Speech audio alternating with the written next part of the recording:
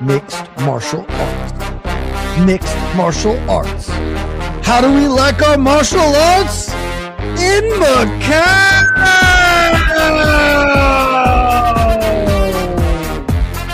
That is right, ladies and gentlemen. Nailed the time. I am on production duties again as we talk about UFC Macau in this MMAfighting.com UFC Macau preview show. Song and Yadong taking on Deiveson Figueiredo, plus a whole host of other fights coming your way in not even 24 hours. Macau show means Macau start time. I believe 4 a.m. Eastern time is the start. But, you know, we're not going to do this show at 4 a.m. A man will be doing this show at 4 a.m. He's the man joining me right now. The king in the north. You know him, you love him. The man who is going to wake up at the bright and early morning to tell us everything that happened to Song and Yadong versus Deiveson Figueiredo and more. Mr. Alexander K. AK, how you doing, buddy?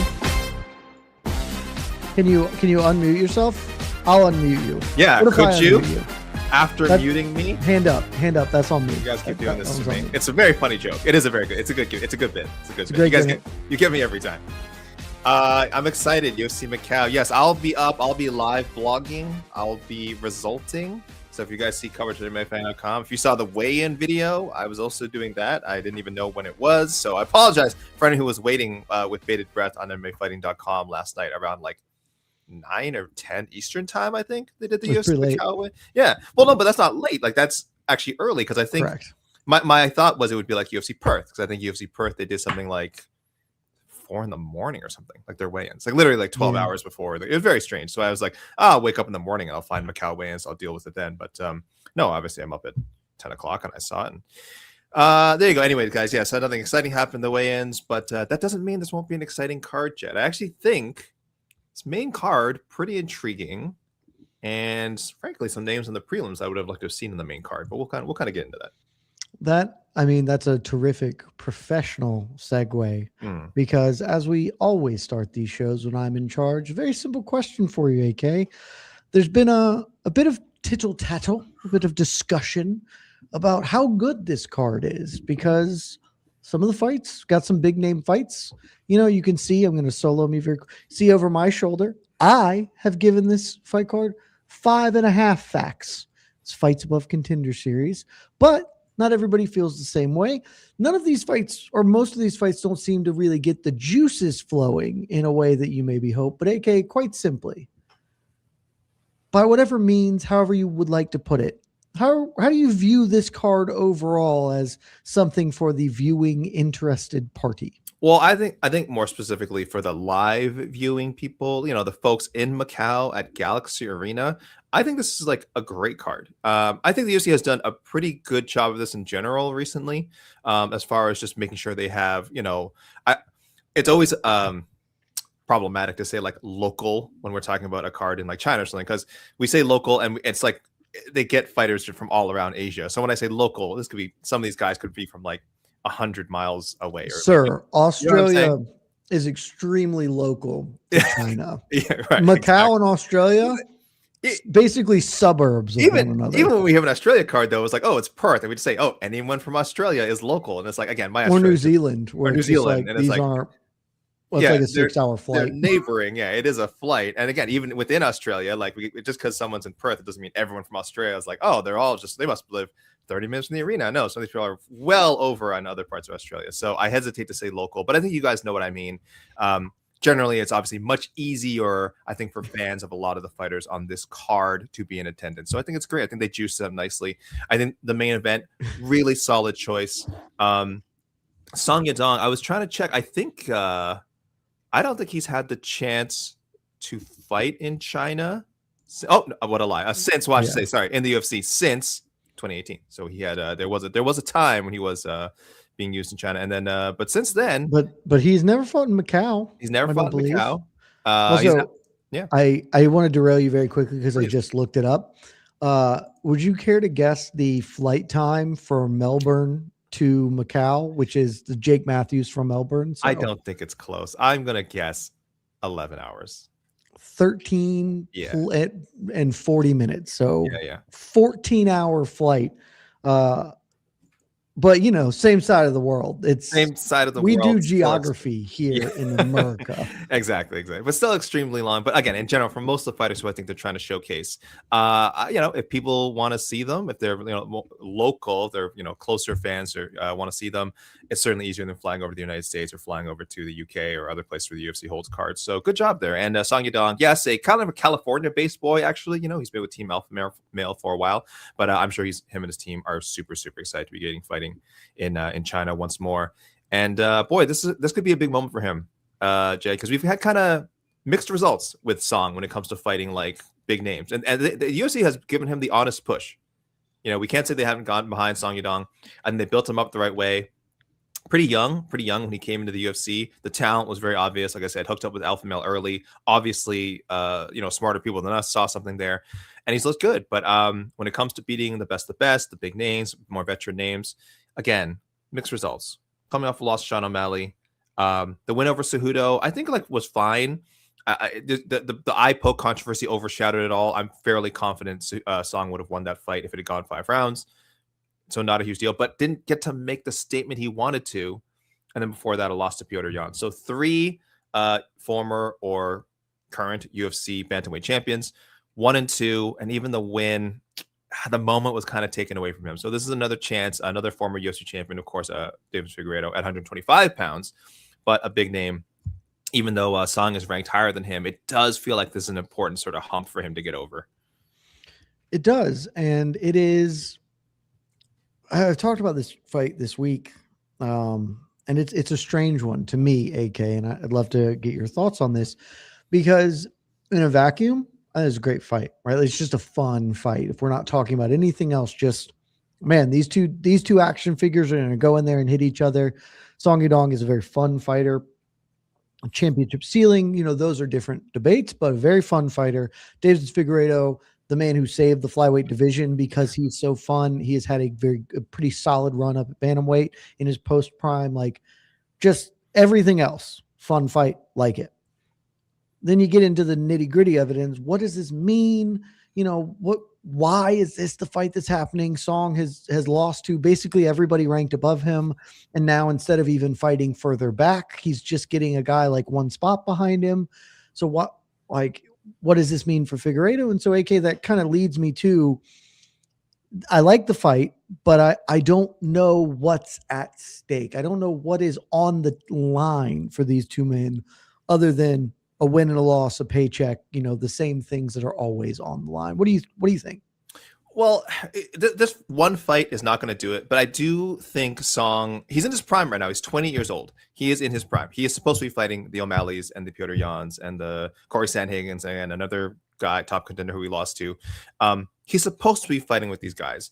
And frankly, we'd like to see him have a chance to beat these guys, but he's still not viewed as truly being in that upper echelon. I think I saw Joseph mention in the comments. I think Song's number 5 in the UFC's bantamweight rankings. He's number 7 in our rankings. I can't remember who we have over him from another organization. Maybe, I'm not sure. Either way, number 7 in ours, top 10 in both. But clearly, there's like a tier break between the O'Malleys, the Yans, the Merabs, and then where the Song Yadongs are. And this him and Deiveson are in the same tier right now, so it's not like beating Deiveson Figueiredo now elevates him there, but it has to kind of move him closer, and more importantly, just kind of keep him where he needs to be, because I think there's a lot of people out there who think the timing will eventually work out for Song. Very talented guy, good striker, great power, and you would hope eventually the top of 135 will kind of age down and he'll, almost by default, just kind of creep into those top 5 spots. But it's not guaranteed. It's not guaranteed. And he needs to really separate himself here. I want to say like a dominant decision would do it, which it should, because, Fig is pretty tough to put away. But, man, it feels like he needs to make some kind of statement here. I think a forgettable decision, it's not going to hurt him. It's just going to, by definition, by the word forgettable, we're just not going to be talking about it at all, like, especially with UFC White House coming around, we're barely going to remember this card happened. And that's not good for Song Yadong. So he needs to really impress, I think, hunt for a finish. And Figgy is just a lot more obvious. I think he's like 1 or 2 fights away from retirement if he does not win on Saturday. and that's harsh because he's a huge underdog. He's not expected to win. I think he's a 4-1 underdog or something. But that'll be 4 of 5 losses at 135 pounds. His last 5 fights, 4 out of 5. And he's 38 years old. I don't know where he goes. Not like there's big money fights to chase in this division. So he really, really needs this to stay relevant. And I think if he loses, we might see a last of Figgy, at least in the UFC, by like 2027. Interesting. Harsh, I know. That is a little harsh, certainly just a hair harsh. Because he has lost to good dudes. Like Song, I think, would be the worst guy he's lost to in this current run. And that's, Song's number 5 or 6 or 7, whatever it is. So not really any shame in that. But 38, I think he's going to be 39 in a few months. Maybe it's at the end of the year. I'm not 100% sure on that. Not in his peak anymore. And it just becomes a question of how long are you comfortable if you are a guy like Figgy Smalls being the gatekeeper to the top, right? Being, hey, you're a former champion and now you are a guy who weeds out the prospects from the contenders who people make names off of, not makes a title run. And so we'll see. He might not be there yet though, AK, because that is kind of the core question on his side of the ball for me is, are we fully there yet? It has probably anyway, right? He's lost to a lot of dudes above him, but if you lose to Song Yadong, I think his title aspirations are gone. The question is, will he lose to Song Yadong? As you noted, a monster underdog. Deiveson Figueiredo is plus 500 per our friends at FanDuel. Come back on Song, minus 700, 7-1 favorite. Very, very wide odds. Does that feel right? I guess let's go there, AK. Does that feel like the correct odds for this fight? Yeah, I think the odds are spot on. I mean, it's just hard to have any confidence in Figgy right now. And listen, I ran off the names that Song lost to. Figgy's Umar, a guy who I think is, again, the third best bantamweight in the world, obviously behind Petr Yan and Merab. Corey Sandhagen lost to him, lost to Petr Yan, again, a couple of guys that Song lost to. So it feels a bit, again, weird that I'm counting him so far out, but it really just comes down to the age and the mileage. Even if you want to just say oh, I mean, they both had a lot of fights. He's 10 years older in a weight class that he was in flyweight before. Now he's in another weight class. And you go up to featherweight. These lighter weight classes do not favor the more veteran fighters. The opponents just get younger and younger. You just get like a half step slower, and that half step is kind of what costs you, right? So even though Figgy's not, I know he's not getting like straight up annihilated in these fights. It's not like I saw anything in the Umar fight where I thought, oh, well, he, a few adjustments here and there, and he could have had him. Or I thought the Corey fight wasn't going his way either. Petr Yan obviously is a beast. Like, I just think we've seen the best of Figgy, and it was obviously before he even made the move up to bantamweight. So I don't know. I don't know why he would the odds would be any closer in his favor. I think 4-1 is like spot on. I think Song being a 6-1 favorite is spot on. That's not to say that there can't be an upset. We have seen Figgy in much higher stakes fights than Song has been in. Than Song has been in. But time passes quickly in MMA. I mean, we're talking about 3 years ago now. And in other sports, that might not seem like a long time. In combat sports, that's can be a very, very, very long time. So, I know the mind is probably willing, but the body just can't do what it used to. So, he's the underdog for a reason. I agree, but AK, let's and I think we're both going to ultimately, when we make a prediction, lean the way the odds suggest. But let's play this out, right? Like how Deiveson Figueiredo is not going to go in and roll over. If he is to pull off this upset, what does it look like? Like, how does he get a victory over Song Yadong on Saturday? Man, I still think Figgy has some power. I do think, as many people would have had guessed when he moved up, it's not what it was in 125. At 125, he was straight up one of the most dangerous guys in the division. That 10-pound difference is huge. And again, it's not really 10 pounds. Of course, he's fighting guys now who are probably, when they step into the cage, are like 15 pounds heavier than him. It's a big difference, right? It's it's the perils of, it's the reason why he cut down to 125 for so long. Him and his team, that was really his ideal weight class. And I'm happy to see it 135. I know it's a lot easier for him. The 125 cut was always difficult. I mean, look at the guy. He's just a stocky, brawny dude. To be fair, he did miss weight his last bantamweight. He missed weight in his bad. Yeah, dude, that's not good. I mean, listen, that's cutting. This guy has never enjoyed cutting weight. Who does? Really, I don't want to single out Figgy. It's a horrible thing to do. Khamzat Chimaev loves cutting weight. He's a big man. Listen to any of the news lately. Oh, I hadn't heard. I heard the last one. I just heard the last one went like controversy free. That's all I heard. Yeah, totally fine. No problems. Yeah. No. Best year of his life. But yeah, how could Figgy actually win this? I mean, listen, it's got to. I mean, it has to be the grappling. And I know people are saying, "Oh, he's not just going to out grapple." I'm saying if there's a way, because striking, boy, that's tricky. I just don't think. Shot for shot, power for power, he can go a Song. It's just that's going to end super badly for him. What are their measurements here? I know Figgy again maybe has better reach. Figgy has a very, very slight reach advantage. Yeah. I think like an inch. He is shorter. Yeah. He's going to look smaller because Song is a thick man in there. But Figgy does have very long arms, so he's got a little bit of a reach advantage. This is like that goes. Every time Volkanovski fought Holloway, and I was like, "Oh, Volkanovski got like a 3-inch reach advantage," and I'm like, "That don't make no sense." But yes, again, we've talked to us a lot of times that they don't measure leg reach. So. Leg reach, little Joe Rogan leg reach. Tie cups, my friend. Tie cups. Have you heard about the tie cups? But yeah, I would like to see him grapple. I think that's the way to do it. Song has really good takedown defense, so I just don't know how Deiveson gets there. But it's a 5-round fight.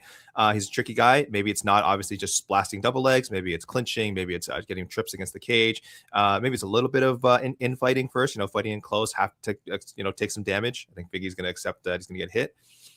He's got a good chin, so maybe he can do that and close the distance. I just find it hard to imagine him winning a striking battle. But hey, a great grappler, strong ground game. He catches Song on an off night. Maybe that's how he takes it.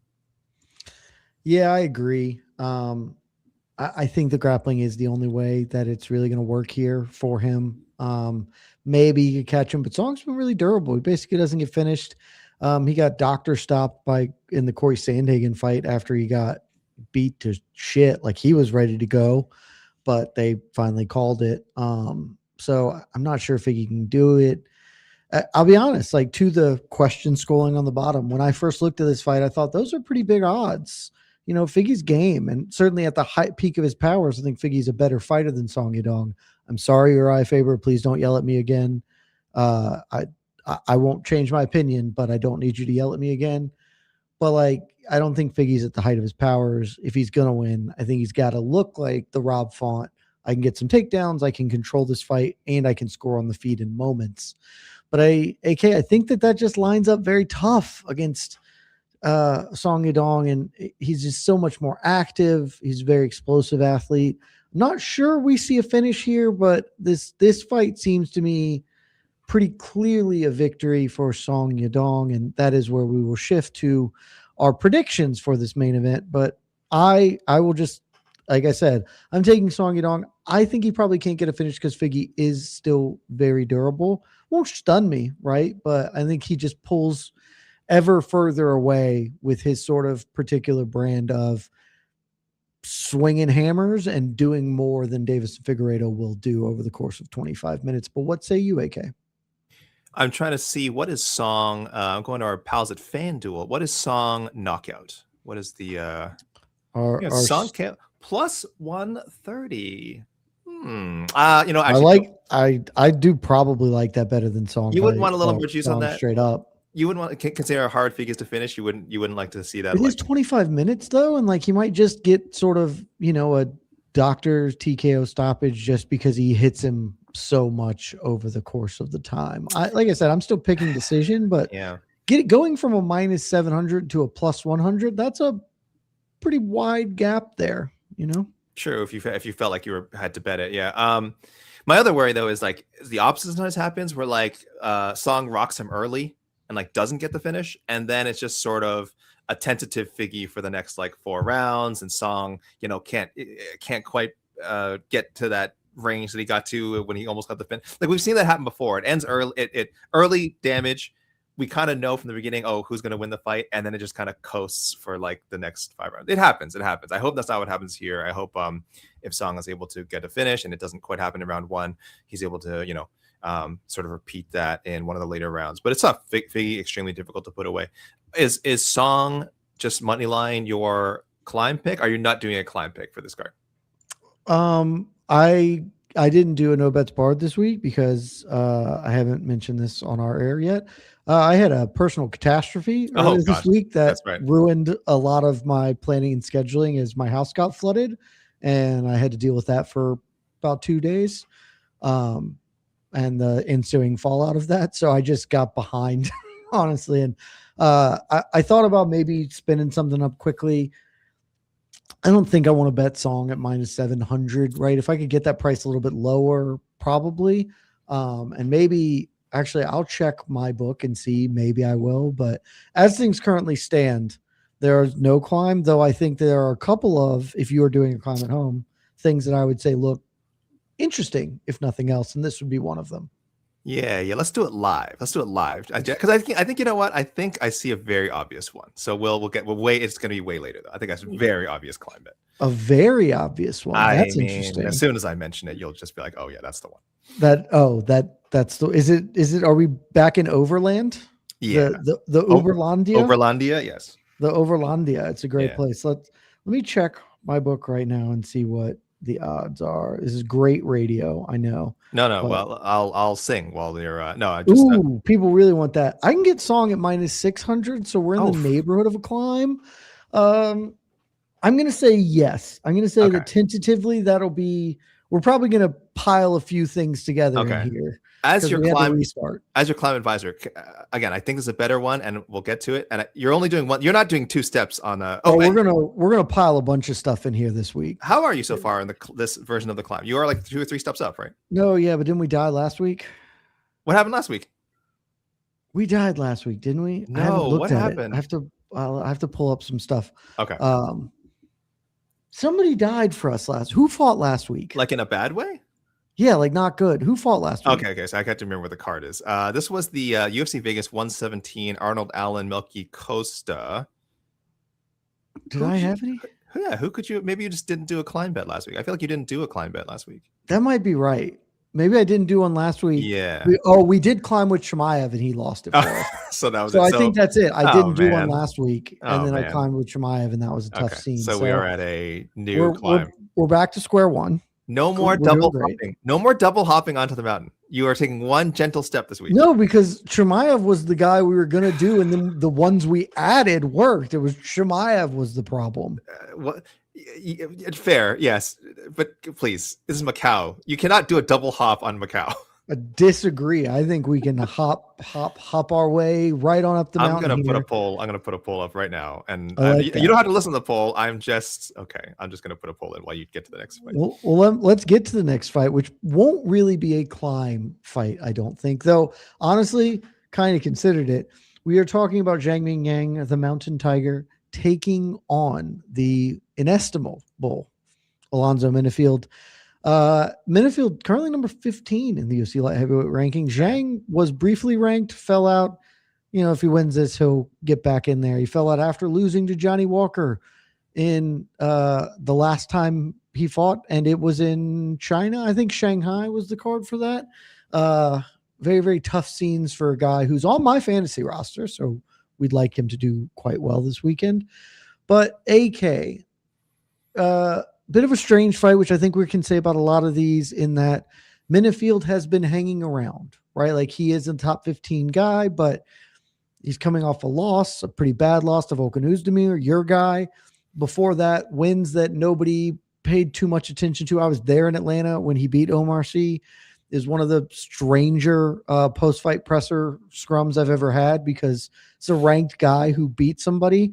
And you're at these things, like every random person there wants to ask a question just to do it. And nobody had a question for Alonzo Menifield. Like I asked him like 2, and that was it. It's the fastest presser scrum I've ever seen in my life, because he just hasn't generated that interest. And so AK, we're going back to China, a young guy who was very exciting in his opening bouts, coming off a loss. Now he's returning against a veteran name, not a huge favorite, but a real favorite over him is Zhang. How important is this fight for Zhang Mingyang? Like for his career, for where he wants to go in the UFC? Because he was being positioned to launch up the rankings with Johnny Walker, and obviously took a step back. Now this is a much weirder fight. So how significant is this fight for Zhang? It's big, man. And I'm just looking at the record. I'd forgotten how that he has always kind of been a guy fighting on the road, which like he's not been Apex fodder. Let me put it that way. In fact, I don't think he's fought at the Apex yet, which not a lot of current, I think, UFC light heavyweights can say. The Johnny Walker fight in Shanghai was, I think, like, again, a really smart booking. This is a ranked guy. He beats Johnny Walker, moves up. I think Johnny Walker might have been top 10 at the time. Either way, the hype for Zhang would just continue. He would have been 4-0 in the UFC. I assume he would have finished Johnny Walker if he won. So would have been 4 knockouts. Like, what a beast you can promote. I think they've done a really, like, I think they had been pushing in the right way. And I still think they are. I think this is how the proper course correction for Zhang Mingyang, because they did this, it comes off of road to UFC, blows to his first 2 opponents. Anthony Smith, great, great matchmaking. So you have a guy like that around. And then they try the Johnny Walker test. Fine, he falls short. No shame in it. Johnny Walker, I think, still a very solid fighter. And now you have a notable veteran in Alonzo Menifield. Again, a guy who has had a number next to his name on several occasions, has not beaten any of the top fighters in the division, is a reasonable test for Zhang. But I would like to think that this is kind of a showcase for Zhang. I think that's the kind of why I like how they stacked up these top 2 fights. I think they took 2 guys, both in the 27, 28 age range in their primes, facing guys closer to 40. And it's on Zhang and Song to deliver, man, because if they can just take care of business as they're supposed to do, as the odds say they will, they're going to send Macau out on a real happy note. And the UFC is going to be real happy with them. And Zhang can continue being booked in sort of high-profile spots. Now, if he loses to Alonzo Menifield, I don't know if they're going to book him again until the next time they go to China. I don't know. Seriously, I don't know. I mean, the next time they go to China is in August, so they're going to book him then anyway. They're going to Shanghai in again. August. So there you go. I'm like fairly certain. Let me check that, but I'm like August 29th, Shanghai. And you know what? Hey, listen, if Zhang wins, I mean, it's kind of a little bit of a quick turnaround, but if Zhang wins, well, why is my battery dropping? Sorry, guys. I'm having a technical issue. And don't worry about it. Don't worry about it. If Zhang wins, maybe he wants to fight in Shanghai anyway, but I think he should be doing more than wanting to be a national attraction, if that makes sense. Like, I don't want him stuck and just like, oh, I'm only someone they call when they fight in China. I just think he's a little bit beyond that. And I think they were booking him to more than that. And I think a win on Saturday keeps his potential as being more than that. I think that's fair. So we're clear. I think he's fighting in Shanghai, but if he loses, he's fighting on the main card. And if he wins, he's probably the headliner for the Shanghai event against Volkan Oezdemir, or, like pick random light heavyweight, just whoever it ends up being. AK, we don't have to spend too much time on the X's and O's of this fight because I feel like it's self-explanatory. Zhang Mingyang is still a raw and developing fighter, right? Despite having a lot of fights, I still feel like I haven't seen enough of him. Johnny Walker led him around the ring by the nose in a lot of respects. Couldn't cut the cage off. When he landed, it hurt Johnny Walker, but he couldn't get him out there, and then the leg kicks took him down. Menifield, we just saw Volkan Oezdemir back him up to the fence and bomb on him.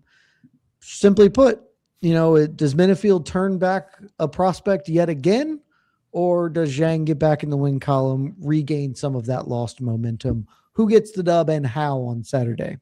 Yeah, listen, Alonzo Menifield's dangerous, but he's susceptible to being KO'd. They call him up to get KO'd sometimes. He was a great KO partner for Carlos Ulberg.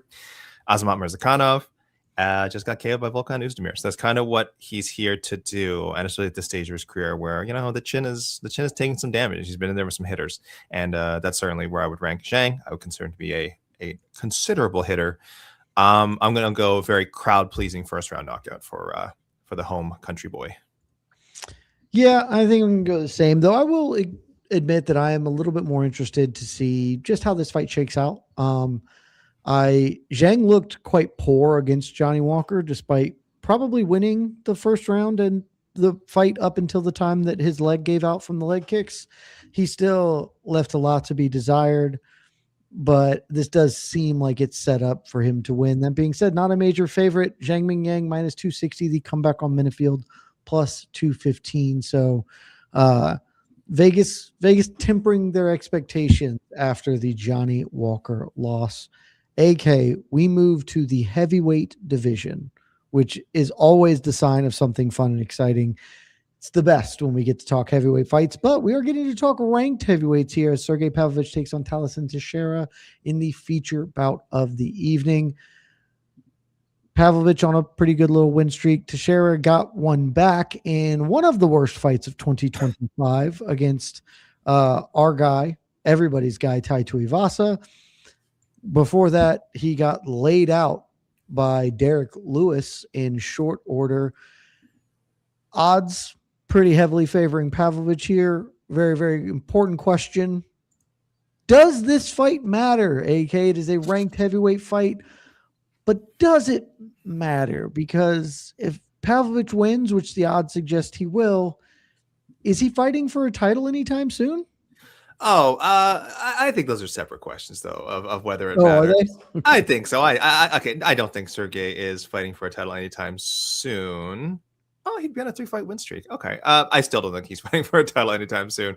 Especially with, I think people know this title situation is going to drag on kind of in a weird way. I mean, hopefully we get an interim champion at UFC White House, and Tom Aspinall is back. Fingers crossed before the end of the year. If that all works out, great. Maybe someone like Sergei Pavlovich on a 3-fight win streak, especially if he gets a KO on Saturday, is in the mix. But I don't know. I just feel like he's not in the conversation. Which isn't really fair. I mean, it wasn't that long ago, a little over 2 years now, that he was in an interim title fight, Sergei Pavlovich. But it just feels like this booking to me feels like he's kind of being deprioritized. But I think this is a cool fight. It could get really ugly. This could be a heavyweight fight. I think everyone is hoping. We know these guys have knockout power. There's no reason one of them can't end this in the first round. But there's also the chance that, they're just not the most skilled heavyweights either. Apologies to both men. And if neither guy finds a knockout blow, it's not like I don't think we're getting a back and forth battle with like scintillating, boxing exchanges. So it could be a stinker. So in that sense, in that case, it really doesn't matter who wins if it's an ugly fight, because I think both guys might be staring down the barrel of a pink slip. But as it is, these are 2 ranked heavyweights. You don't always get that on a card like this, and again, kind of a road show. So yes, Jed, I'll say this fight has, on a scale of 1 to 5, has a significance of like 3. I mean, that's pretty tough. It seems generous, doesn't it? It seems generous. It felt generous when I said it. The thing is, it is significant because it's ranked guys. But and if Tallison wins, then I think it's much more significant. Suddenly, new player near the top of the weight class, even if maybe we don't think much of him. But if Sergei wins, it is a strange one. AK, outside of what this fight means, you mentioned that this could get ugly, and we've seen a lot of Sergei Pavlovich fights get ugly lately, right? Like he was a marauder when he entered, and everybody was scared of him. He was Ivan Drago, just murdering people. And then he suffered a couple of losses. Feels like maybe people have figured out how to not, fall prey to the Dimmock death touch. Still getting some good wins, but it has not been the same Sergei over the last few bouts. Tallison Teixeira, again, guy who got blown up by Derek Lewis quickly, so maybe that happens. But is there anything you are looking forward to? Is there a particular facet that you're interested in, that you want to see? Anything about the fight itself outside of what it means that has you interested in this matchup? I think you said it. I think it's the Tallison Teixeira side that I find so interesting. And I don't want to rule out Sergei, because I think Sergei's not like, an over-the-hill heavyweight. He's young, I think, as far as heavyweights go. He's 34 years old. I know we've seen him in the UFC quite a bit, so it feels like he's an older guy. But 34 at heavyweight, he could be in the UFC for another like 7 years if he's goes on an Arlovsky-esque run. But yeah, so we're talking about fresh title challengers. Yeah, Tallison's just so appealing. I mean, he's 26 years old, so young. Obviously, he's a gigantic guy. He's quite the visual every time he steps in there, like Sergei was when he was coming up. Tallison shares a finisher, man. I know that Tai Tuivasa fight. Boy, that took a lot of wind out of everybody's sales, the fighters, everyone watching it.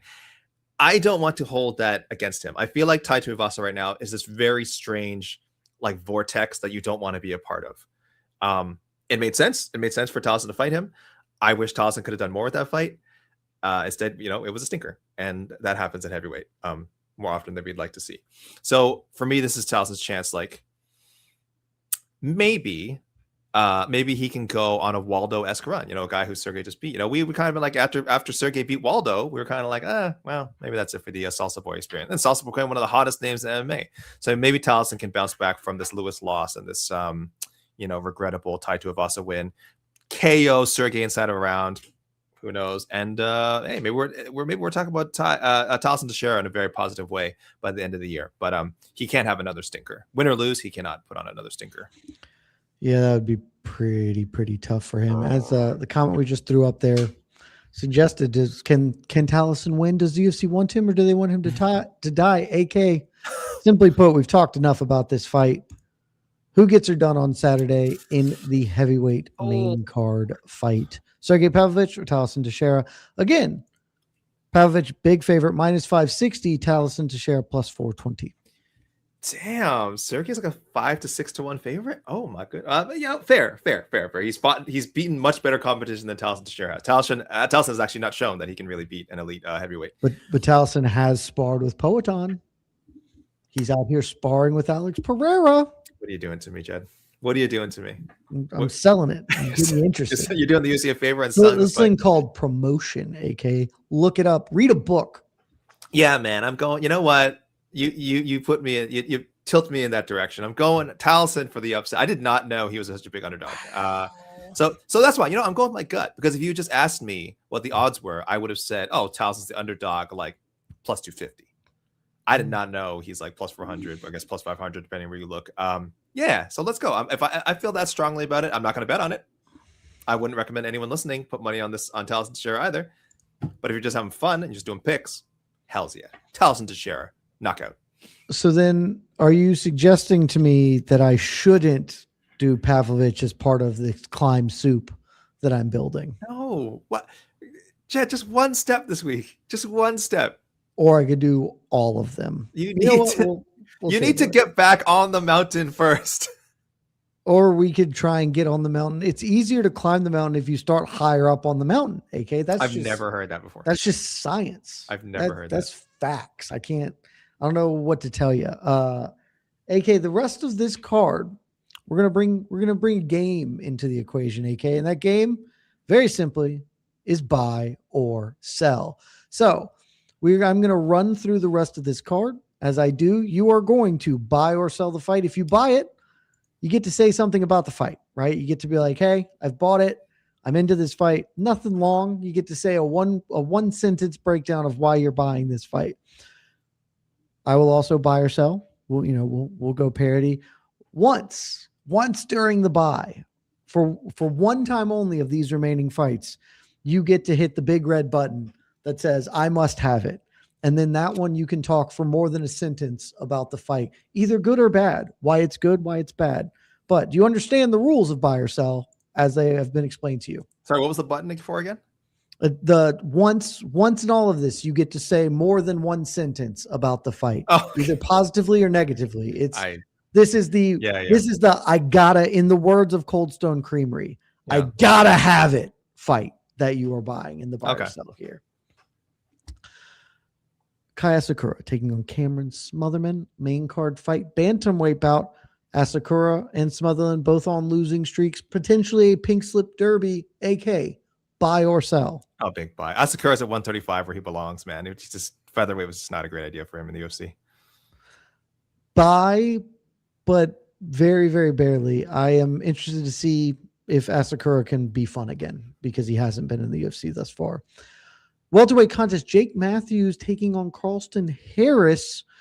Buy or sell, AK? Buy, and a shout out to Jake Matthews for being, I believe for having the most fights by an Australian in the UFC. I think that was a Michael Carroll and Mike Bond who put that stat out there. I think. If I'm wrong, you can blame them as well. I'm giving them credit, but I'm also blaming them. It's a Jake Matthews fight I am selling. He is a monster favorite. Probably, I wouldn't climb with him. That's what I'll say about Jake Matthews. The opening main card fight, a flyweight contest between Alex Perez and Suma Derji. Buy or sell, AK? Buy, total coin toss. I think it's a good fight. No clue who's going to win. No clue. I am absolutely buying this one. I favor Alex Perez, who I think is just a more offensively minded fighter, but super fun fight. Flyweight rocks. We move to the prelims, AK, and I'd like to issue a preemptive apology in case I screw up any of these names. I don't think I'm going to nail all of them, but we're going to try our best. Hold on, I have to actually pull up the prelim card to do this. So that's, bad production on my part. But Luis Diaz taking on Yisak Lee in a 185-pound bout. Buy or sell, AK? I'm going to buy. Let's get middleweighty. I'm going to buy. Wow. Okay. Interesting. Selling. I don't care about this at all. Meng Ding versus Jose Souza in a prelim bout 170 pounds. How do you feel about this one, AK? Kind of what you just said about the last one. I'm going to sell. Jose Enrique Souza, I am selling you. I am out on this one. No interest here. A bantamweight contest, Richie Lang taking on Cody Haddon. Buy or sell, AK? I'm selling only because of a conversation you and I had privately where you suggested that Richie Lang could be the new Cody killer. And I said, how dare you? That's Damon Blackshear. Richie Lang is unproven against Cody's, frankly.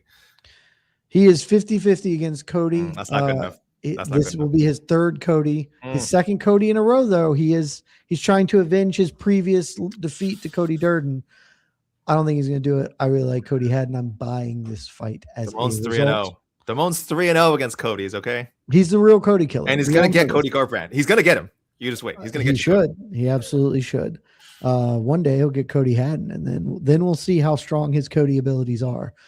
Ray Saruya taking on Luis Garule in a bantamweight contest of note, AK. Just throwing this out there. Garule fought like a week ago. Yeah. Crazy. Daniel Perez. So fast turnaround for Garule. Basically, the time it took him to fly across the world, he is fighting in it. So buy or sell, AK? I'm going to buy. And yeah, hey, what a big win that was for Garule, by the way, because Daniel Barres lost and got released. And Garule is stepping on short notice. But I bet you he negotiated himself a new 4-year contract off that win and taking this fight on short notice. So good for Garule. Good for Garule. I'm buying. I really like Ray Saruya as a talent. He might never make it to the highest of highs, but super talented. He lost to Josh Van. I think we can all acknowledge that a limited fighter who's primarily a wrestler at this stage of his career losing to Josh Van, we can all give him some grace in that regard. A women's strawweight contest, Angela Hill taking on Jingnan Zhang. AK, buy or sell? Buy, and this should be your climb bet. Oh, I'm pressing my button. Okay, this would also be my big red button. Okay, here, so, yeah. Okay. Well, this should be. Let's talk about the fight then. Let's talk about the fight a little bit. This should be on the main card. I know I bought all the main card fights, so it's not like I'm crapping on the main card fights. I think I sold one of them. I would absolutely replace Jake Matthews with this fight. I agree. And with respect to both guys, especially since Jake Matthews, even like it was supposed to be him and Muslim Salikov, which has like a little more juice. Once Muslim Salikov fell out of the fight, you can kind of demote the fight. It's okay. I don't think that I think Jake Matthews gets paid the same either way. So yeah, bump him down, bump up Angela Hill at one of your longest tenured fighters. Do you know what number fight this is for Angela Hill? Oof, I have my stats in front of me, but I'm not going to look at them. 25? 30. This is fight 30 for Angela Hill, which I think she already is the record holder for most women's fights, but the first woman to get to 30 fights all time in the UFC. Unbelievable. And that's not main card worthy? Impressive. That's not main card worthy, apparently. She's ranked. She's like 10 or 11 or something in the weight class. And facing 14. A champion in the region, like a fighter who legitimately might have a following in Macau. Not just a champion. She had like 10 defenses at one or whatever. Like, this is a great fight. I think it's perfect matchmaking. This is honestly, it's very akin to when I am stone blanking on Bellator welterweight champion who came over and has been good, and he is Ukrainian. Amosov. Amosov, there you go. When Yaroslav Amosov came over, we were like, yeah, that's exactly like this is the right matchmaking. Long tenured veteran can maybe show out and then immediately gets bumped up. Angela Hill's the perfect spot here. It's like, yeah, Zhang comes in. If she cooks Angela Hill, off to the races. Strawweight needs new contenders. She is not young. So she beats Angela Hill. It's like, all right, go fight Amanda Lemos next. And if you win that, you're fighting for the belt. Like that is a simple portion. So I don't know why. I mean, I know why we're bearing it on the prelims, but we should not be bearing this on the prelims. Jed, go the distance, minus 370. There's your climb bet. That's it. That's your one climb bet. Just get a foot on. I mean, Zhang has gone the distance a lot. Yep. So, as has Angela Hill, as you may have heard. I mean, she does tend to go. Angela, that's just tend to go the true. distance. She does tend to go the distance. You're just making things up now. Just take a gentle climb step, which has. I mean, the over 2.5 is minus 500, so that's a number we like. Yeah. Well, FanDuel, I'm seeing minus 460. Yeah. And go the distance just minus 370. So one little baby step. You can. This is Macau. You won't even be watching this card. How could you be taking multiples? Isn't the whole point of the climb to have fun? I have to watch this card because we have to do a post show. You don't have to do a post show. I know we're doing it, but yeah, I mean, you could just watch the last watch the entire card. So we're clear. I am not waking up to watch the prelims. Okay. I will watch this fight while we're on a commercial break on the main card. It's very good. Certainly what I will be very good to do. I am waking up at 4 a.m. for this. Okay. That's not happening. That's my job, Jed. That's my job. Anyway, yes, this is our fight. We feel like definitely needs a little more shine. And Big red button, best card, best fight on the prelims by far. Yeah, pretty excited to see Zhang come in. I hope she can make some noise here. Again, she's 38. She's older. Yeah, we are getting her. She's past her prime.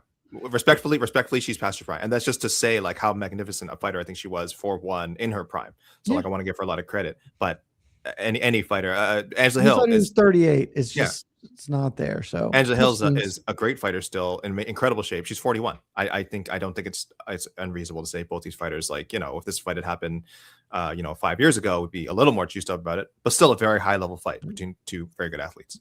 Age appropriate matchmaking. Age appropriate. Yes. The featherweight division, Kangji Zhu taking on Rodrigo Vera. Buy or sell, AK? My fellow Peruvian, I apologize. I'm selling. I'm gonna buy just because Vera might be good. I am interested to see. I've heard some good things. What I've seen is pretty solid. Obviously, a very gaudy record. Yeah, it's juicy record. I will buy just because I want to see if maybe he is the truth here. And then we open the proceedings with Lomaluk Bunmi versus Jacqueline Amarim in a strawweight contest. Buy or sell, AK? I love me some Loma, but I think I'm gonna go sell on this too. I just don't think this is a good matchup. Like as far as entertainment wise, I just don't think it's gonna be a particularly entertaining fight. Yeah, I'm selling. I don't think this fight's gonna be entertaining. And I don't care about it. And it will be at 4 a.m. So if I had to wake up and watch this, I imagine I would be very upset.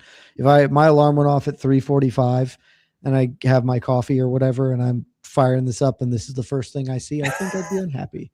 So I'm going to sell this one. AK, thank you for indulging me a little buy or sell UFC Macau edition. And ladies and gentlemen, you know what that means? We are almost done here because now we go to I would say but it's really your portion of this preview show. We are turning it over to a fan Q&A. We will go for a few minutes here. We're not going to stay forever, but you know the rules. Super chats get priority. Otherwise, we will get in here. We'll chop things up for a bit, and then we'll skedaddle because we got other stuff going on. There's a BKFC weigh-in going on right now. Yeah. There's an RAF presser going down in about 40 minutes. So a lot of stuff is happening. So, Jed, let me hit you with a poll result here. Oh, a poll result. We love a poll result. Not a lot of people voted because I'm not sure. I forgot. I'm sure I reminded people what the climb is in case some people don't know about the climb. I asked, should Jed do a double step to start the next climb? You know, Jed, the results aren't important. I really just feel like you should listen to me and. I'm sure the poll results are full DJ mode. 80% are saying double hop, get both feet on, just jump onto that mountain. We might, we might just have some fun. Like we're here to have fun, AK. We're here to have fun. Yeah, fine. AK, how do I get rid of that person? I don't know. Well, that person's just going to live there and I can't do anything about it. I don't see anything. It's in the Twitchsters chat, which I can't solve right now. So here goes. Fire your questions into the bottom. Let's start with our good buddy, Cosmo Kramer, and not especially relevant to this weekend, but for the fact that this fight card is happening in China. There's one particularly famous Chinese fighter by the name of Zhang Weili, who abandoned her strawweight belt to move up a weight class, lost, and we have not heard from her since. Latest rumors are that Mackenzie Dern will be fighting your girl, your countrywoman, Jillian Robertson, and not in a bout with Zhang Weili. So, AK, what do we think might be going on with Zhang here? I don't know. Did Dana not say he tried to get Zhang on the White House card, or did I make that up? I have no idea. Oh, yes. I'm sorry. Yes. He recently spoke on his recent Cover Boy campaign. He was in, I don't know if you saw it, Jed. He was in the Time magazine. When I think of Time, periodical of the day. Yes. When I think of Time, not just the magazine, but the concept of time, I think of Dana White. He said he tried to get Zhang and Dern on the White House card. I assume it was Dern. I'm not a liar, guys. I don't make stuff up. This is on MMAfighting.com. Sure. Yes, Mackenzie. He said Mackenzie Dern, Zhang Weili, which I think we had I don't remember. I feel like, Jed, when we were doing one of our UFC White House roundtables, what could this card look like thing way shortly after it was announced. I'm nearly certain one of us said yes, this makes a lot of sense. Dern was one of the very few American champions. That they had. Yeah, even though she would get her ass handed to her. Just joking. She's a champ. Firm disagree. Respect the champ. Firm disagree. She would respect the champ. She would cook Weili. She'd cook Weili. But yeah, I mean, that is the question. So Dana didn't say why that fight couldn't happen. Just that it something they wanted, they couldn't fit it on. So yeah, it sounds like she's just a little bit cooling at the moment. I wonder if there's a little bit of it's been a while since the Valentina fight, just having to sort of drop down, as it were, drop back down to 115, because I'm sure she bulked up a little bit for the flyweight fight. Not that it really helped her. So there's some of that. And I also think she's at a stage. I feel like she's a fighter who's good with her money. And I know that's the most boring reason to say why a fighter's not competing more. But yeah, if you're kind of financially okay and you've also had a great career, she's a first ballot Hall of Famer already. And I feel like she should, feel like she has something to prove against Mackenzie Dern. I think there's a part of her that maybe is just I conquered strawweight. I can come back whenever I want. And maybe that's why the division is maybe preparing not to move on without her for now. Yeah, I kind of think I agree with that last part, certainly, where it's been there, done that. If she goes back and beats Dern, she probably believes she can, the fool that she is. Mackenzie Dern forever, obviously. But then what's next for after she beats Dern? Nobody has really risen to be man, I really want to fight Jillian Robertson. Maybe she it's just, I can see that just lacking the interest for her. And so she's not feeling the urge to I got to get back down there. Maybe she's even debating, do I even go back down? Do I wait and see what happens at 125? I lost to Val, but Val can't live forever. Maybe Val loses to Natty Ice and I can get new life. So we'll see how that ends up shaking out. But thank you for that, Cosmo. We'll go back to the card this weekend here from our friend Left Lane MMA. Fighter with the most to gain and lose with the win. Underrated stakes for Sumaderji, in my opinion, from Left Lane. I kind of agree with that. Sumaderji's finally trending in the right way. He's been a streaky fighter in the UFC. He's a guy who has very good physical tools for flyweight. That's a flyweight fight. That's right. I was trying to remember because I thought he'd taken a bantamweight bout there somewhere. He has very good physical tools for flyweight. I think every time we see Sumaderji in there, he's almost obviously not that size advantage, but when you see when we used to watch Stefan Struve at heavyweight, we were man, if this guy with his tools develops this jab and can really utilize his range better, blah, blah, this guy would be unstoppable. And we just haven't really seen him do that. He's done it in some fights. He's done some fights where he's used his size and his striking very well. Other fights has not seemed apparent at all. This is a very tough matchup for him. Alex Perez is pretty well-rounded, a guy who can wrestle a bit, certainly wants to strike, and that could be a problem for Sumaderji. So It's a good pick, left lane. It's a deep cut for sure. I just think there are definitely other, like, I can't say he has more to lose than like Zhang Mingyang or Figgy. Like we said at the beginning, the stakes for those fighters. It's certainly flying under the radar, but I wouldn't say he has more to lose than those guys. Jed, anyone else besides the top two outside the top two fights that you think like huge stakes? I think if Pavlovich loses to Teixeira, he's entirely screwed. Oh, right. Right. Like I think if he loses to Teixeira, that's the end of his title aspirations. He'll still be ranked, etc. And it's heavyweight, so maybe not, because you can hang around there for 40 years or whatever.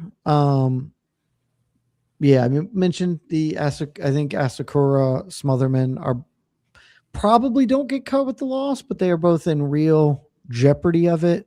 I actually do agree with left lane on Sumaderji. I think his career won't be over, but like that'll probably be the nail in the coffin for us being like Sumaderji can be a dark horse contender. Even at that point, he's just firmly a guy at flyweight, I believe.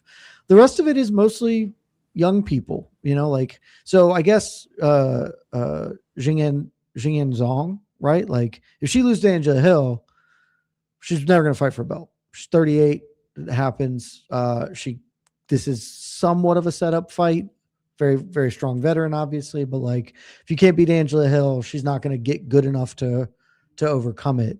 And then people will just be like, oh, I guess one sucks or whatever. So a lot of people with a lot to lose on Saturday, I think. Not a ton to gain for me, for most of these fighters, but plenty of people who can lose a lot on Saturday. So, AK, I don't know if you kept up with any of this, but from our friend PJ Zoo 98, there were 2 road to UFCs this week. Well, the last 2 days. Any interesting road to UFC people that came through? I think you saw some highlights, but I've seen none of it. Yeah, let me get the names. Let me make sure I got the names here, because yes, I'm very bad at remembering some of these. I apologize, and as you said before, Jed, like, forgive us, guys, if we get some of these names wrong. We're not super familiar with some. The one today, what's the Japanese fellow? Oh my gosh, Takeya Suzuki looked hella impressive. He's part of the flyweight tournament. It was a little confusing because today's card had the finale of the season 4 flyweight tournament and the continuation of the season 5 flyweight tournament. So there was a lot of flyweights in action. One guy won. Okay. It's extremely confusing. The guy who won, you guys see the highlight on MMAfighting.com, Namsrai Batbayar. He had a very cool like knee finish to win the season 5 flyweight tournament. But yeah, there was others in action. So I thought Takeya Suzuki really, really stood up for me on night 2 or night 2. Anyway, and then night 1, man, there was a lot of good finishes.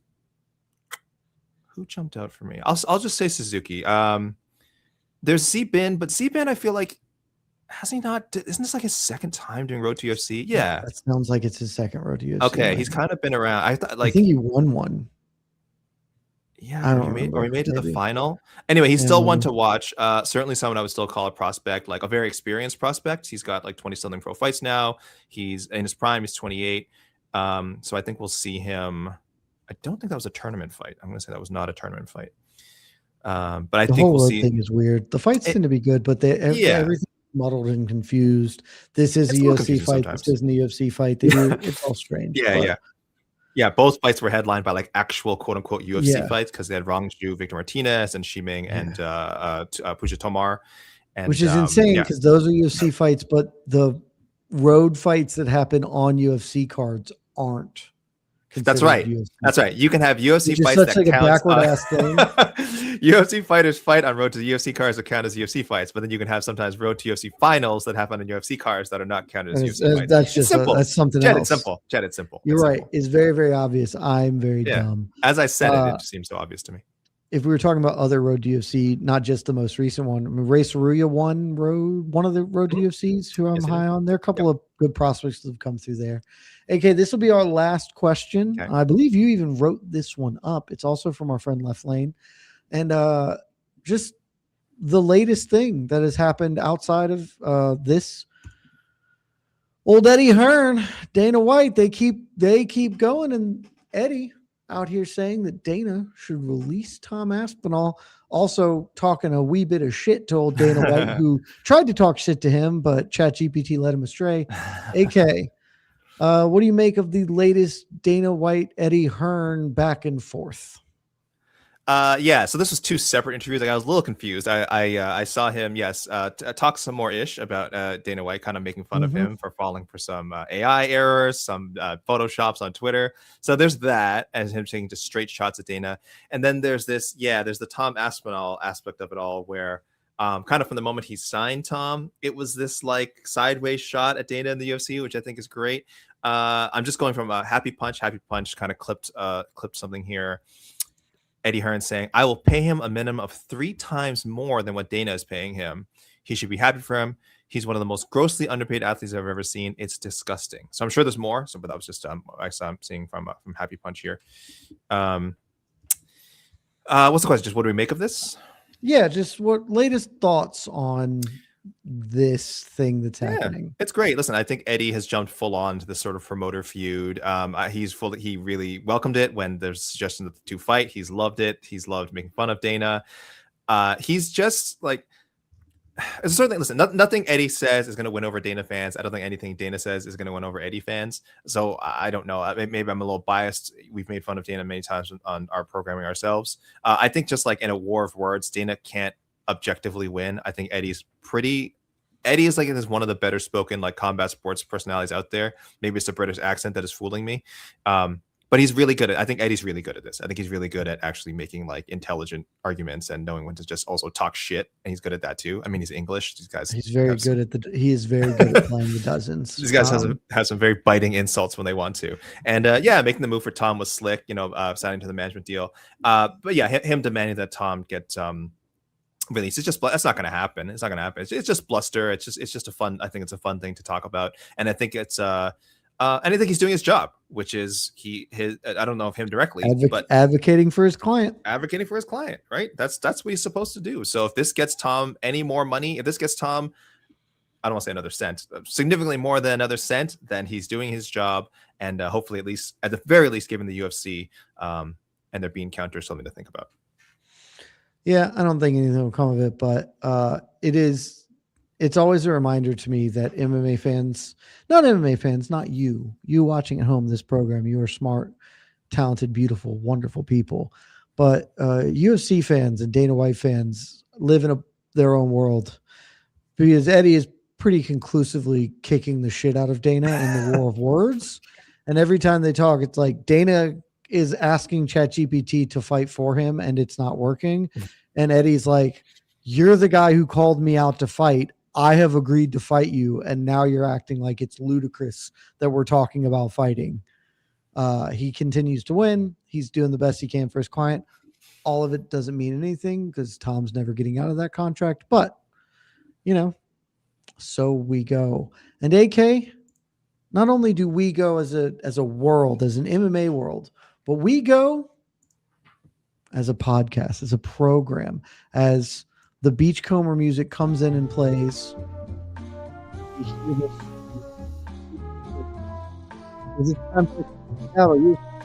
In 14 hours, roughly 13 and a half hours, and we've got a lot to deal with before then. We have got RAF Presser kicks off in 30 minutes. There's a BKFC tomorrow, and as always, everything is going to be covered right here at MMAfighting.com.